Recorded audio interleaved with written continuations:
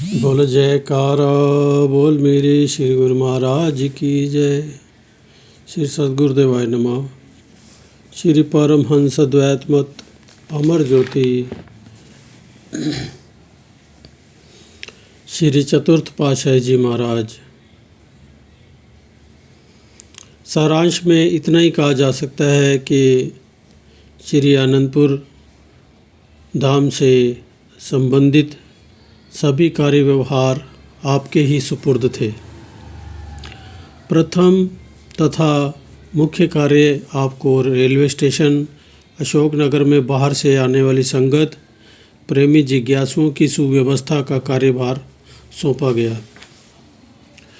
आप अधिकतर अशोकनगर में रहने लगे। 2 या 3 दिन पश्चात आप श्री आनंदपुर में श्री दर्शन के लिए आते और श्री चरणों में सब कार्य व्यवहार के विषय में विनय करते। वैसे तो कोई भी दिन खाली न जाता जबकि 2, 4, 6 व्यक्ति प्रतिदिन श्री सद्गुरु महाराज जी की श्री तीसरी पातशाही जी के श्री दर्शन के लिए न आते हों। विशेषकर जब पर्व होते, बैसाखी, व्यास पूजा, जन्माष्टमी, दीपावली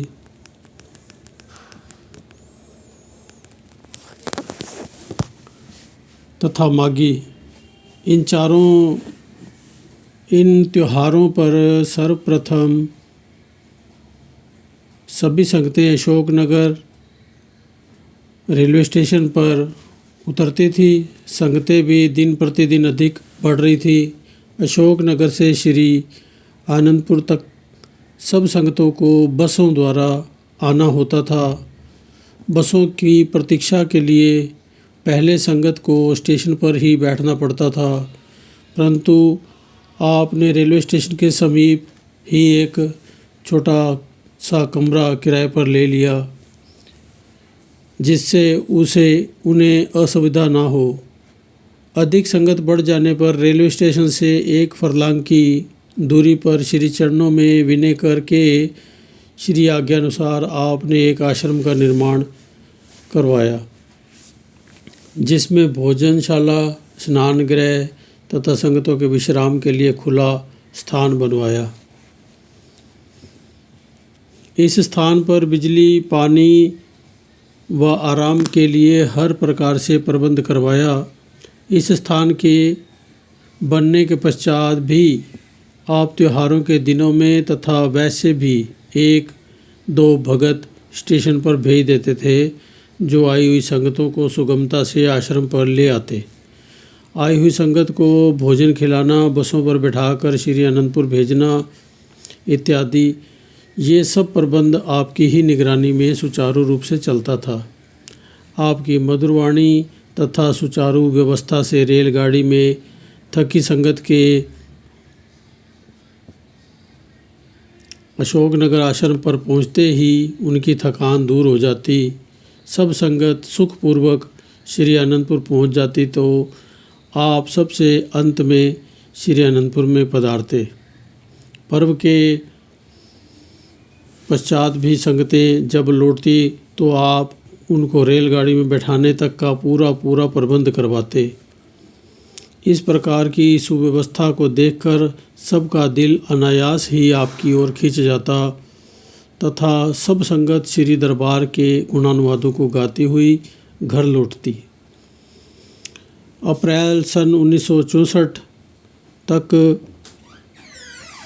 अर्थात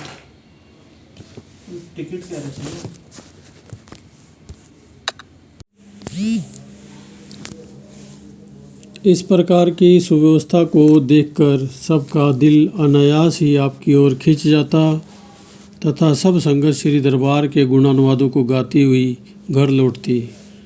अप्रैल सन 1964 तक अर्थात गुरु गद्दी पर आसीन होने के समय तक ये कार्य आपने बड़ी कुशलता से निभाया। इस आश्रम का निर्माण होने से प्रेमी गुरुमुखों को एक महान लाभ ये भी हुआ कि कुछ प्रेमी परिवार जो कि शरणागत नहीं थे,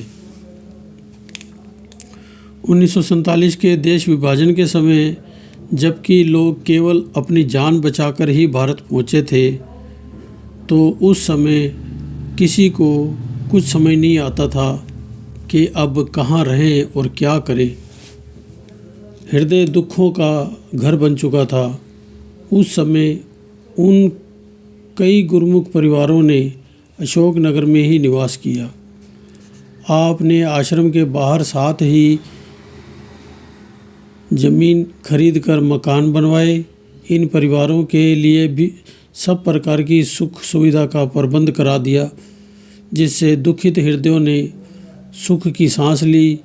उनके लिए दोनों कार्य पूर्ण हो गए।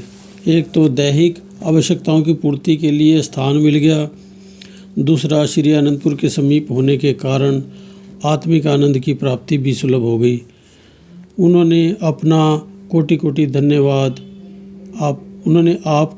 कोटि धन्यवाद किया और कर रहे हैं। इन सब पर आपके व्यक्तित्व का इतना गहरा प्रभाव पड़ा कि आपके श्री दर्शन के लिए अशोकनगर के प्रेमी जन आश्रम पर आकर आपको अपना गृह पवित्र करने के लिए अपने घर ले जाते और आपके सत्संग प्रवचनों से आत्मिक लाभ प्राप्त करते। आप अशोकनगर आश्रम में प्रबंधक थे तथा कभी कभी श्री आज्ञा अनुसार श्री आनंदपुर से बाहर अन्य सत्संग आश्रमों अर्थात दिल्ली, यूपी, पंजाब, हरियाणा, श्रीनगर आदि पर निरीक्षण के लिए जाते। वहाँ पर कुछ प्रवचन भी आप फरमाते। आपके वचनामृत का रस पान कर प्रेमी जन मुग्ध हो जाते और श्रद्धा अनुसार पत्र पुष्प भेंट करते। श्री आनंदपुर दरबार के कई महात्मा जन व भाइयाँ यहाँ से चलते समय श्रद्धापूर्वक कुछ सेवा धन भेंट करते। कई प्रेमी भक्त आपके नाम मनी आर्डर भी भेजते। आप इस सारी सेवा को श्री अनंतपुर के प्रबंधक महात्मा योग आत्मानंद जी को दे देते। वैसे तो प्रत्येक सेवक की यही अभिलाषा होती कि ये सेवा श्री सद्गुरुदेव महाराज जी के श्री चरणों में स्वयं भेंट की जाए, परंतु आप प्राय यही फरमाया करते थे कि श्री सद्गुरुदेव महाराज जी की अपनी देन है, दिखावा करने की ज़रूरत नहीं, उनकी कृपा से ही सेवा आ रही है। श्री सद्गुरुदेव महाराज जी श्री तीसरी पातशाही जी भी प्राय अब आपको सम्मुख देखते तो कई बार श्री प्रवचन फरमाया करते कि आप श्री स्वामी जी चौथी पातशाही जी महाराज विनम्रता, सहनशीलता, त्याग एवं सेवा के साक्षात आदर्श हैं। आप श्री वचन प्रवचनों को श्रवण कर दंडवत वंदना कर विनय करते, प्रभु आपकी कृपा सदा बनी रहे, हम तो सेवक हैं। आपकी जीवन झलकियों में जो महानता झलकती है उसका अधिकांश भाग पीछे दिया गया है। यहाँ भी श्री आज्ञा पालन के विषय का एक प्रमाण प्रस्तुत है। देखने में तो चाहे बातें छोटी मालूम होती हैं, ऐसे महान व्यक्तित्व के अनुरूप कोई अधिक विशेषता नहीं रखती, परंतु छोटे छोटे गुण ही मिलकर महानता का प्रमाण बनते हैं। हम आपकी जीवन झलकियों पर विचार कर अपने अंतर्मानस में झांक कर देख सकते हैं कि क्या इनमें से कोई गुण हमारे अंदर भी विद्यमान है या नहीं। यदि नहीं तो महापुरुषों की गुणावलियाँ ही हमें प्रोत्साहन देने का विशेष कार्य करती हैं। उन्हें पढ़कर मनुष्य के हृदय में ऐसा करने के लिए लगन जागरूक होती है। ये लगन जब तीव्र रूप धारण कर लेती है तो इंसान उन कर्तव्यों के पालन में लग जाता है। वह भी गुरु भक्ति के पथ पर अग्रसर होकर सुगमता से मंजिल पर पहुंच सकता है। ये उदाहरण आप श्री सतगुरुदेव महाराज जी श्री चौथी पातशाही जी के जीवन चरित में श्री आज्ञा पालन एवं सहनशीलता के संबंध में है। एक बार आप श्री सतगुरुदेव महाराज जी श्री तीसरी पातशाही जी की आज्ञा अनुसार किसी सरकारी कार्य के लिए गुना गए। अभी आपने उस कार्य को पूरा ही नहीं किया था कि इधर श्री आनंदपुर से श्री सतगुरुदेव महाराज जी ने गुना में आपको ये श्री आज्ञा भेजी कि रात्रि तक श्री आनंदपुर अवश्य पहुंच जाएं, यहाँ कोई आवश्यक काम है। आप शीघ्रता से सरकारी कार्यालय में गए और काम किया। इधर रेलगाड़ी का समय हो चुका था। आप कार्यालय से स्टेशन तक पहुंचने के लिए रेलवे लाइन के साथ छोटे मार्ग की ओर से तेज तेज कदम रखने लगे। मार्ग में रेलवे की राख, जिसमें जलते हुए अंगारे भी थे, लाइन के किनारे पड़ी हुई थी। शीघ्रता के कारण आपको कुछ पता न चला और आपका एक श्री चरण राख के ऊपर आ गया। कदम एकदम ही नीचे के अंगारों से आपका सुकोमल चरण कमल कुछ झुलस सा गया तथा पीड़ा होने लगी, परंतु आपने इसकी परवाह नहीं की। थैले में से एक कपड़ा निकालकर पांव पर बांध लिया और स्टेशन पर पहुंचकर रेलगाड़ी पकड़ी और अशोकनगर जा पहुंचे। जहां पर किसी प्रेमी ने प्रार्थना की कि आप श्री चरण कमल की चिकित्सा कर लीजिए, कल प्रातः श्री आनंदपुर चले जाना, परंतु आपको इस समय श्री आज्ञा मुख्य थी। अतः आप बिना कुछ कहे श्री आनंदपुर की बस में बैठ कर श्री आनंदपुर पहुंच गए। रात्रि के समय जब श्री दर्शन खुलने का समय हुआ तो आप श्री दर्शन खुलने से पहले ही दर्शन हाल में जा बैठे ताकि श्री सतगुरुदेव महाराज जी को पता न चल सके। जब श्री दर्शन खुले तो आपने श्री सतगुरुदेव महाराज जी के श्री चरणों में उस सेवा कार्य का सब वृत्तांत प्रस्तुत किया।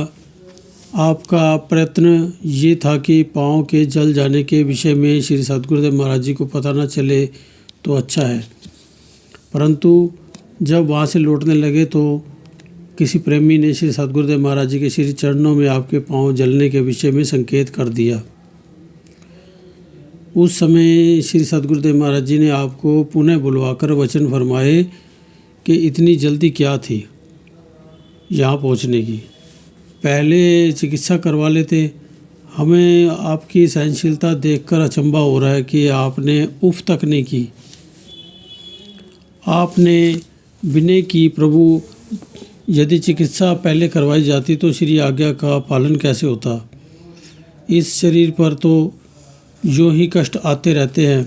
श्री सतगुरुदेव महाराज जी ने फरमाया, अच्छा अशोकनगर में पहले इसे ठीक कराओ, जब तक पूर्ण ठीक ना हो जाओ तब तक किसी कार्य को नहीं करना। साथ में महात्मा विचार प्रकाशानंद जी को भी सेवा के में भेज दिया। आपने श्री आज्ञा अनुसार अशोकनगर में जाकर चिकित्सा करवाई। महात्मा विचार प्रकाशानंद जी ने बड़े हित से आपकी सेवा की। जिस डॉक्टर ने आपके श्री चरण की चिकित्सा की उसने आपकी सहनशीलता की अत्यंत सराहना की। कुछ दिन बाद स्वस्थ होकर पुनः आप सेवा में जुट गए। अब विचार किया जाए तो कितनी अदम्य सहनशीलता का गुण है ये।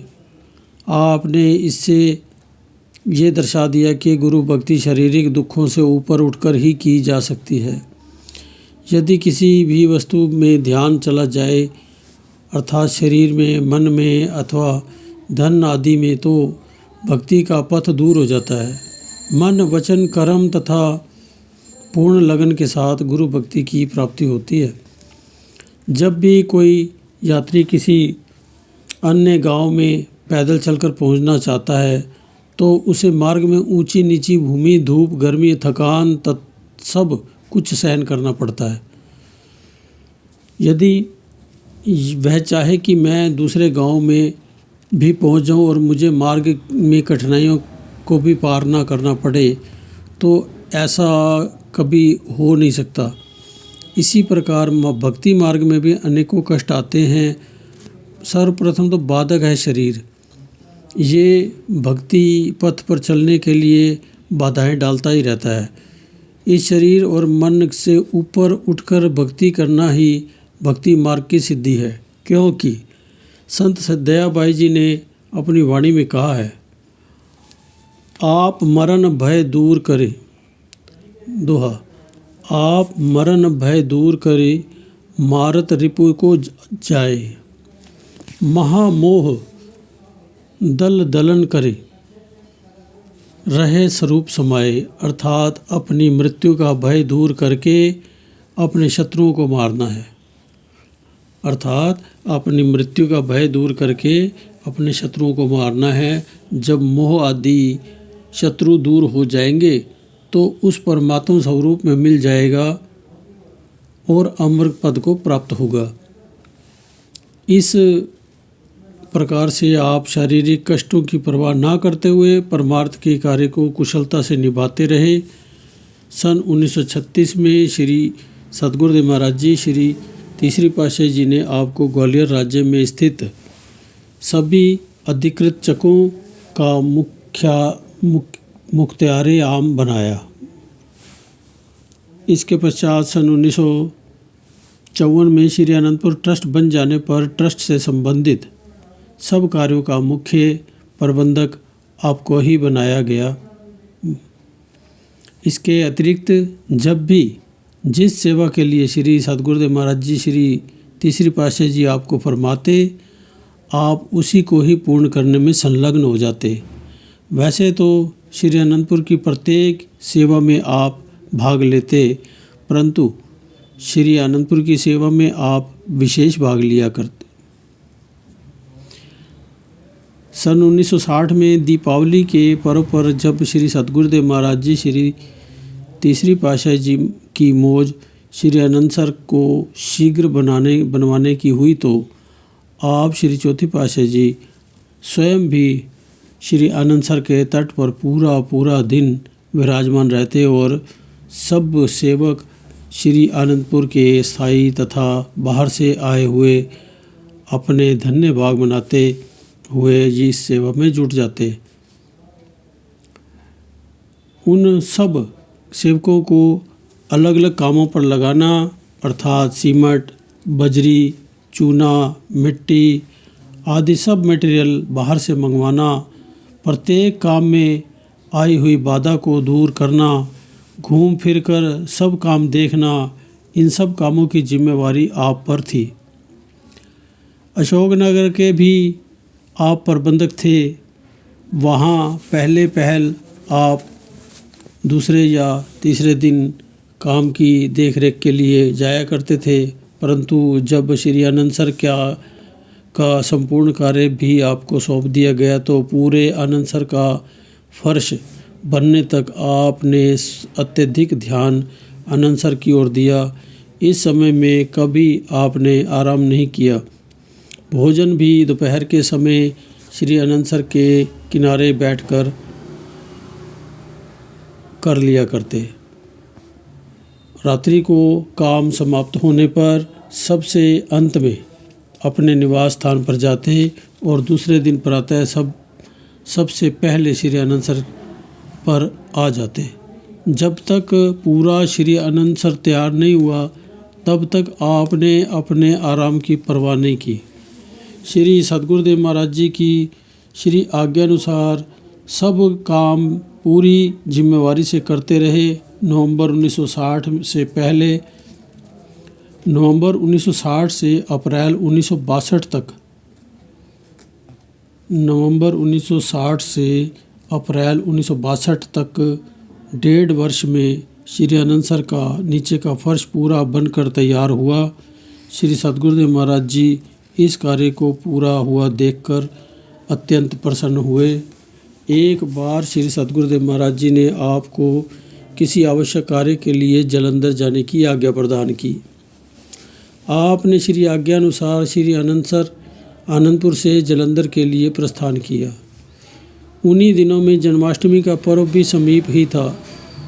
वहां पहुंचकर उस कार्य को करने में कुछ समय अधिक लगना था, अतः आपको जन्माष्टमी का पर्व वहाँ ही बिताना पड़ा। आप श्री आज्ञा पालन में भी दृढ़ थे और श्री सद्गुरुदेव महाराज जी के श्री चरणों में आपका प्रेम भी उच्च स्तर का था। अतः आप श्री अनंतपुर में पहुँचे तो श्री हजूरी में उपस्थित हुए तो आपको देखते ही श्री सद्गुरुदेव महाराज जी श्री तीसरी पातशाही जी ने फरमाया, आप आ गए। इतना सुनते ही आपके नैनों में से प्रेम वश अश्रु प्रवाहित होने लगे। उस समय श्री सद्गुरुदेव महाराज जी के श्री चरणों में महात्मा विचार परमानंद जी भी खड़े थे। उन्होंने दिल में सोचा कि शायद इस बार आप श्री स्वामी चौथी पातशाही जी ने आनंदपुर से बाहर पर्व बिताया है, इसलिए प्रेम अश्रु बहा रहे। इतने में श्री सद्गुरुदेव महाराज जी ने आपसे पुनः पूछा, क्या जन्माष्टमी का पर्व आपने जलंधर में किया है? आपने विनय की, प्रभु आपकी कृपा से श्री अनंतपुर में पावन जन्माष्टमी के पर्व पर हुई सभी अनुपम लीलाएं देखी। वह श्री दर्शन हमने वहीं बैठे बैठे उसी दिन रात्रि समय किए। श्री सद्गुरुदेव महाराज जी ने मुस्कुराते हुए फरमाया, आपसे पहले ही क्या छिपा है, आपसे पहले ही क्या छिपा है। महात्मा विचार परमानंद जी ये देखकर चकित रह गए कि एक ओर तो श्री अनंतपुर का दिव्य दृश्य देखा और दूसरी ओर नैनों में प्रेम अश्रु प्रवाहित हो रहे हैं। सत्य तो ये है कि आप जन्मजात अवतारी विभूति होते हुए भी प्रेम और श्री आज्ञा का अदम्य आदर्श स्थापित कर रहे थे। आपने ये भक्ति पथ के अभिलाषियों को दर्शा दिया कि प्रेम का संबंध हृदय से होता है। सच्चे प्रेम में वह शक्ति है जो लाखों करोड़ों कोस की दूरी पर बैठे हुए स्वयमेव आकर्षित करती है तथा वह अपने इष्ट देव के समीप होता है। आवश्यकता है केवल सच्चे प्रेम की। पुनः आपने कार्य व्यवहार के विषय में श्री चरणों में विनय की। इस प्रकार आप श्री सद्गुरुदेव महाराज जी श्री दूसरी पातशाही जी तथा श्री सद्गुरुदेव महाराज जी श्री तीसरी पातशाही जी के प्रत्येक श्री मौज और श्री आज्ञा को बड़ी श्रद्धा व निष्ठा से परिपालन करते रहे। श्री सद्गुरुदेव महाराज जी श्री दूसरी पातशाही जी के आप दिल के टुकड़े थे और श्री सद्गुरुदेव महाराज जी श्री तीसरी पातशाही जी के परम सखा, परम स्नेही तथा हृदय से प्यारे थे। श्री सद्गुरुदेव महाराज जी श्री तीसरी पातशाही जी के दिल में आपके प्रति अत्यधिक सम्मान था, क्योंकि महान आत्माओं का परस्पर पुरातन आत्मिक संबंध होता है।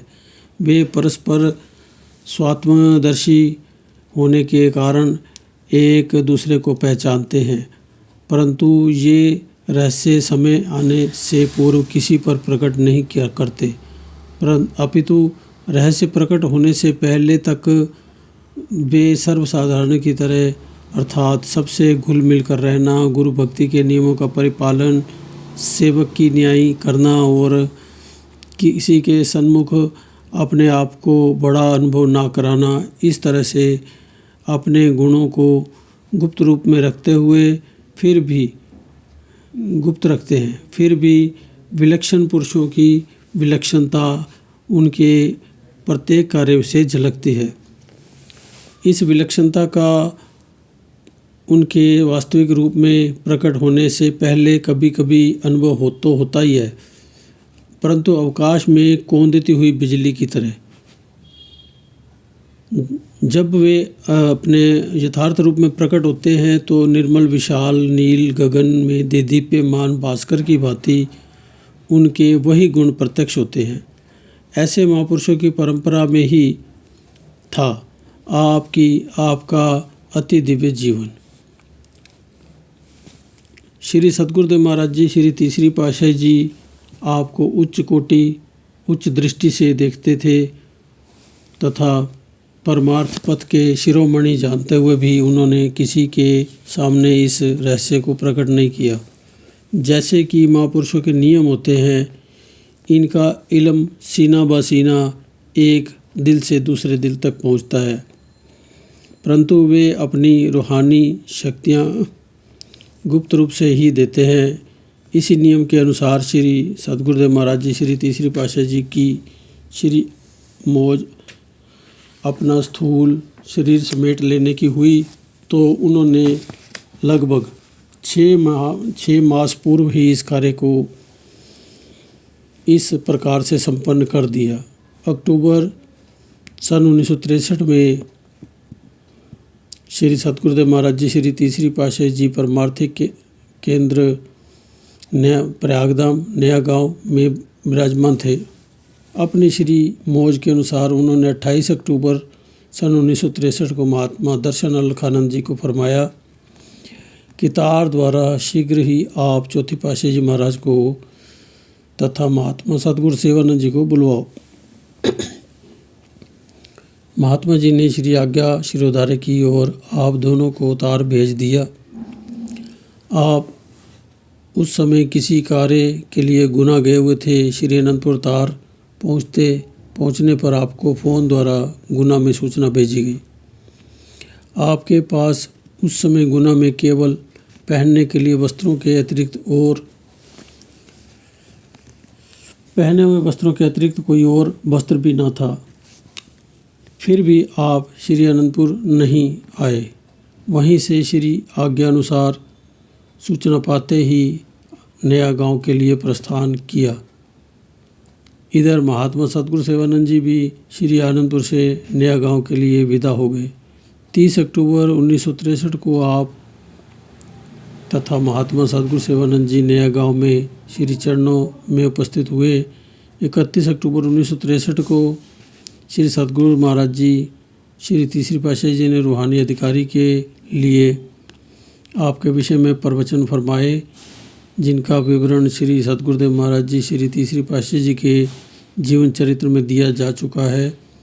आपको रूहानी दात उसी दिन ही एकांत में बुलाकर बख्श दी और रूहानियत के सब रहस्य भी समझा दिए गए। रूहानी जानशीनी श्री सतगुरुदेव महाराज जी श्री तीसरी पातशाही जी ने आध्यात्मिक मार्ग के नियम अनुसार परिनिर्वाण से 6 मास पूर्व 31 अक्टूबर सन 1963 को श्री स्वामी बेअंतानंद जी महाराज को समस्त रूहानी रहस्य समझा दिए। इसी दिन श्री तीसरी पातशाही जी महाराज ने एक दिल से दूसरे दिल अर्थात सीना बासीना इल्म की रीति को पूरा किया। श्री स्वामी बेअंतानंद जी महाराज को सर्वगुण संपन्न जानकर उन्हें रूहानी दात प्रदान की। इस प्रकार श्री सतगुरुदेव महाराज जी श्री तीसरी पातशाही जी अपनी श्री मौज के अनुसार 11 अप्रैल सन 1964 तदनुसार 30 चैत्र संवत 2020 को निज स्वरूप में लीन हुए। अतः 14 अप्रैल सन 1964 को श्री आनंदपुर में सब संगतों को बड़े सत्संग हाल में एकत्रित किया गया और श्री सतगुरुदेव महाराज जी श्री तीसरी पातशाही जी के वचन अरशाद सुनाए गए। उस समय बड़े हाल कमरे में सब संगतों के अतिरिक्त श्री आनंदपुर के मुख्य प्रबंधक श्री सतगुरुदेव महाराज जी के साथ रहने वाले सेवादार तथा समस्त श्री आनंदपुर निवासी भी थे। सबके सम्मुख महात्मा दर्शन अलखानंद जी तथा महात्मा सुख सागरानंद जी ने भी श्री सतगुरुदेव महाराज जी के श्री मुख से फरमाए गए पुनीत वचन जो उन्होंने 28 अक्टूबर को सन 1963 को सेवादारों को श्री प्रयागधाम में समझाए थे, वे सुनाए। उन्होंने बताया कि श्री सतगुरुदेव महाराज जी श्री तीसरी पातशाही जी ने 28 अक्टूबर 1963 को नया गांव प्रयागधाम में अंदर के सेवादारों को बुलाकर निजी मौज में ये फरमाया कि ये रूहानी सिलसिला युग युगांतरों तक चलता रहेगा। 2 महात्मा हमने चुने हैं, ये सत्संग का काम हमारे बाद संभालेंगे। समय आने पर सबको विदित हो जाएगा, कोई भी दुखी ना हो। इन वचनों को सुनकर सेवादारों की आंखों में से आंसू बहने लगे। श्री मुबारक अरशाद हुए कि धैर्य रखो, हम तुम्हारे अंग संग हैं। इसके पश्चात महात्मा सद्गुरु शिवानंद जी ने खड़े होकर सबको बताया कि जो श्री वचन इन महात्मा जनों ने सुनाए हैं वे श्री वचन श्री सद्गुरुदेव महाराज जी श्री तीसरी पातशाही जी ने हमारे सामने 31 अक्टूबर सन 1963 को इस प्रकार फरमाए थे। परमार्थ का काम करना है। तुम सब ने हमारी बहुत सेवा की है, हम आपसे प्रसन्न हैं। पुण्य अरशाद फरमाए, नंबर 1, हमारे बाद हमारे रूहानी जानशीन उत्तराधिकारी महात्मा बेअंतानंद जी होंगे जो रूहानी गद्दी को चलाएंगे। नंबर 2, श्री परमहंस अद्वैत मंदिर के तैयार होने पर सब संगत प्रातःकाल श्री परमहंस अद्वैत मंदिर में आरती पूजा करेगी और सायं समय सभी प्रेमी गुरुमुख श्री समाधि जी पर आरती पूजा किया करेंगे। नंबर 3, आप श्री स्वामी जी श्री चौथी पातशाही जी महाराज को संबोधित करते हुए फरमाया, दोनों समय आरती पूजा में सम्मिलित हुआ करें। आपका आसन चौकी के साथ ही बना दिया जाएगा। यही नियम भविष्य में चला करेगा। इसके पश्चात 20 अप्रैल सन 1964 तदनुसार 8 वैशाख संवत 2021 संवत 2021 सोमवार रामनवमी के शुभ दिन विधि पूर्वक रूहानी जानशीनी के लिए दिन निश्चित किया गया। आबाल वृद्ध सभी प्रेमी श्री सद्गुरुदेव महाराज जी श्री तीसरी पातशाही जी के विरह में विहल हो रहे थे। उन्होंने इन सब श्री आदेशों को हृदय को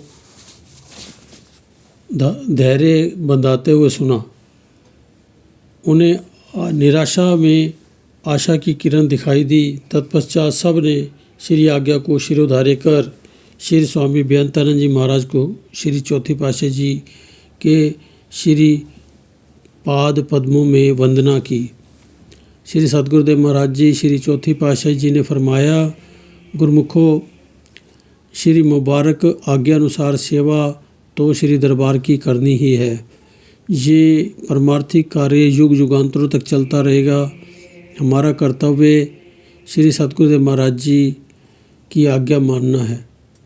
उन्हीं की शक्ति से ही सर्व कार्य संपन्न होंगे। अतः सब गुरुमुखों को श्री आज्ञा का पालन करते हुए श्री दरबार की सेवा में निरत रहना होगा। सब संगत ने इन वचनों को शिरोधार्य किया।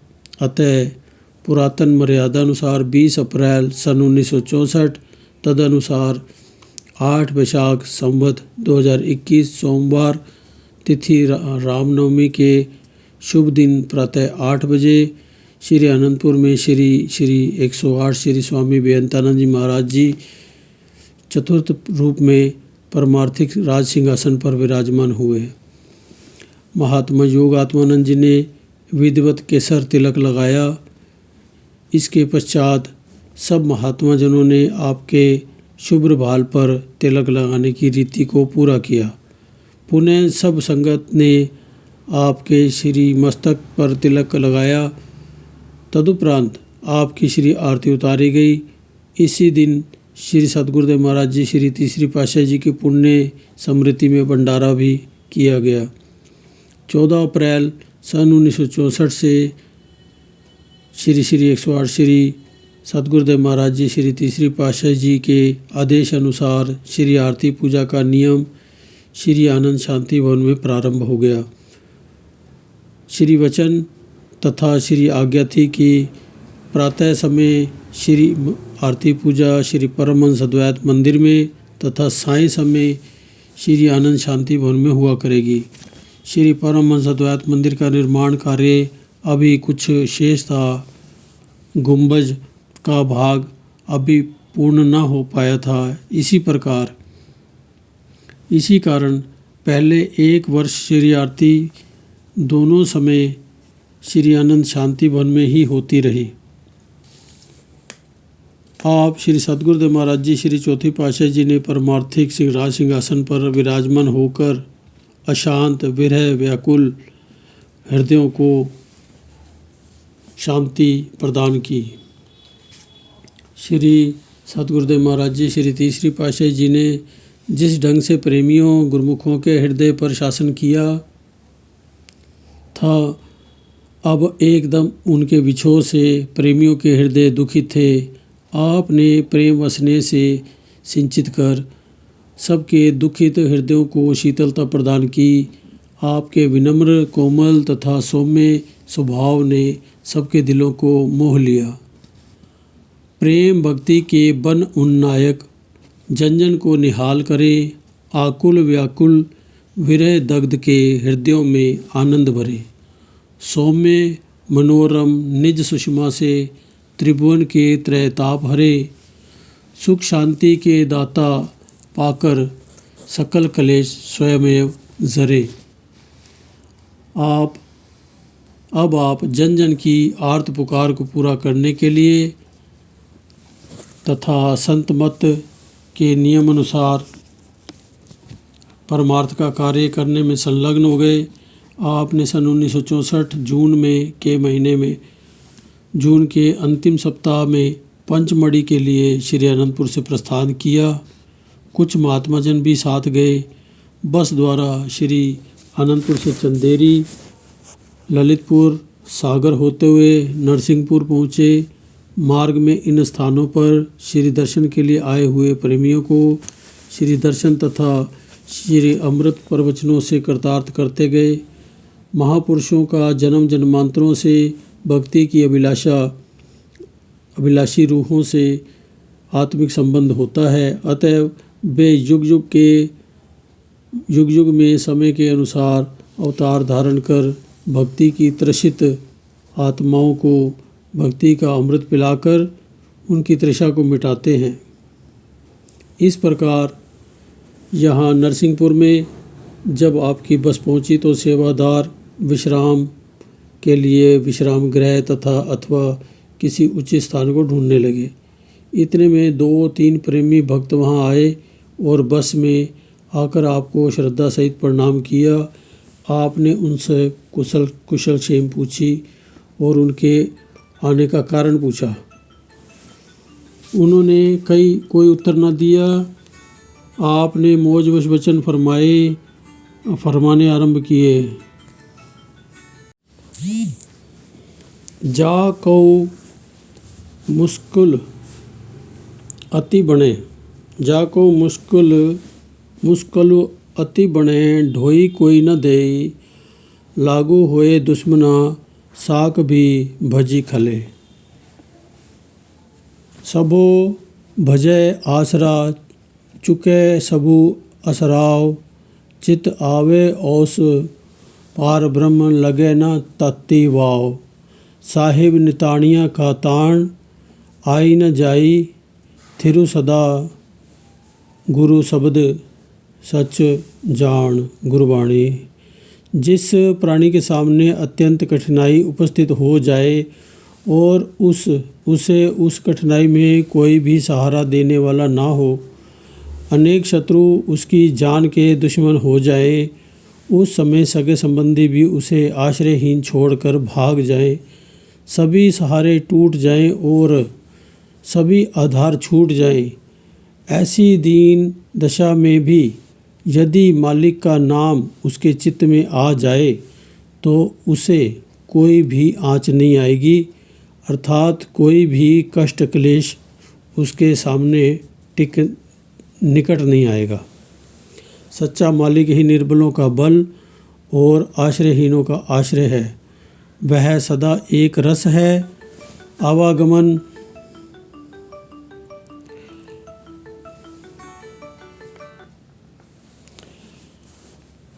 सच्चा मालिक ही निर्बलों का बल और आश्रयहीनों का आश्रय है। वह सदा एक रस है, आवागमन के चक्र से परे है और गुरु के शब्द द्वारा ही उस सच्चे मालिक को जाना जा सकता है। नाम ही सर्व दुखों की औषध है, जिसके सेवन से मन निरोग होकर प्रभु भक्ति में लगता है। अतएव जीव को मानव तन की प्राप्ति के सुदुर्लभ अवसर को हाथ से नहीं गंवाना चाहिए। इसी जन्म में नाम की कमाई करके सुख शांति आनंद की प्राप्ति कर जीवन के लक्ष्य को प्राप्त करना है।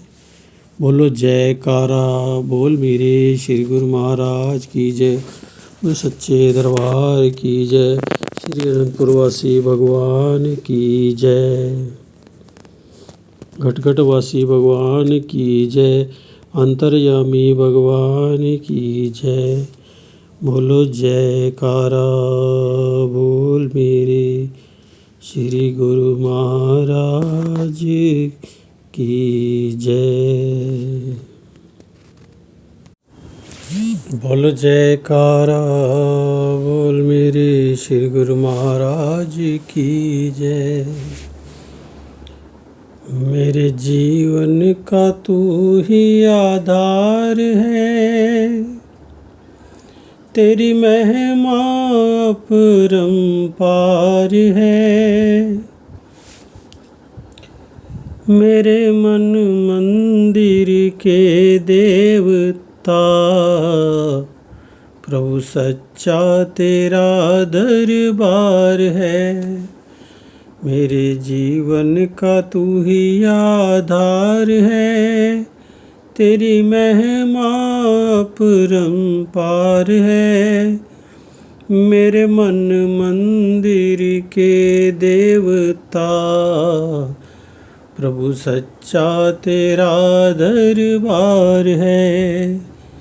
मेरे जीवन का तू ही आधार है। तुम नहीं मिलते तो ये जीवन भव में गोते खाता, विषवासना की चक्की में निश्चय ही पिस जाता।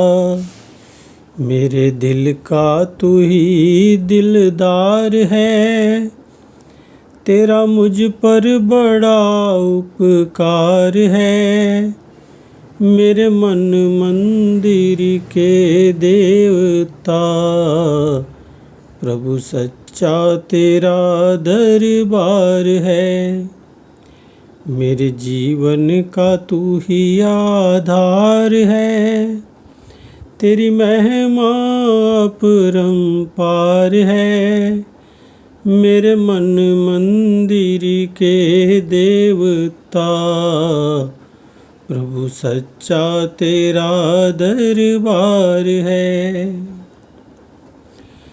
दिल के ऊपर लगे हुए थे 84 के ताले,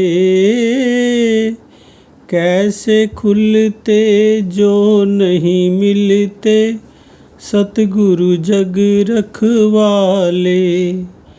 मेरी नैया फंसी मझधार है, हाथों में तेरे पतवार है। मेरे मन मंदिर के देवता, प्रभु सच्चा तेरा दरबार है।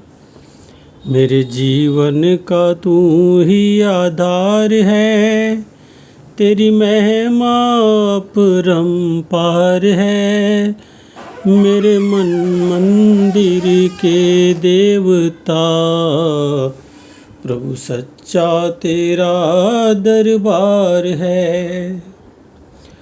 तुम ठाकुर मैं तेरा पुजारी, तू पर्वत में राई। नाम खुमारी भर दो प्यारे, बनकर संग सहाई। मेरे गीतों की तू झनकार है, सच कह दूं तो शाम मुरार है। मेरे मन मंदिर के देवता, प्रभु सच्चा तेरा दरबार है। मेरे जीवन का तू ही आधार है, तेरी महिमा अपरंपार है।